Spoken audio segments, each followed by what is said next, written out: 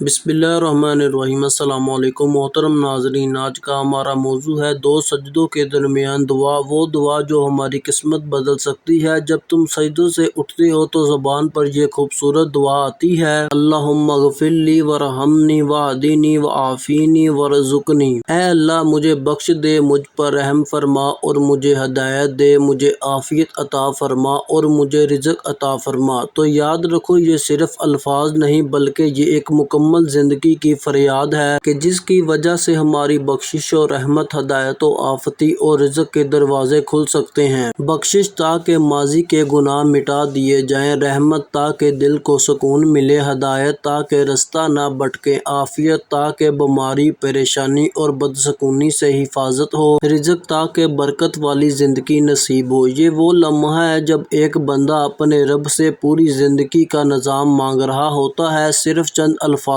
میں، لیکن دل کے یقین کے ساتھ۔ یہ دعا نماز کا حصہ ہے مگر زندگی کی دعا بھی ہے۔ آج سے دل سے پڑھو، شاید وہ لمحہ ہو جس میں تمہاری تقدیر بدل دی جائے۔ اسلامی واقعات کے لیے ہمارے چینل کو سبسکرائب کریں اور ساتھ ہی بیل آئیکن کو دبا دیں تاکہ کوئی بھی نئے آنے والی ویڈیو آپ تک پہنچ سکے۔ اللہ نگہبان۔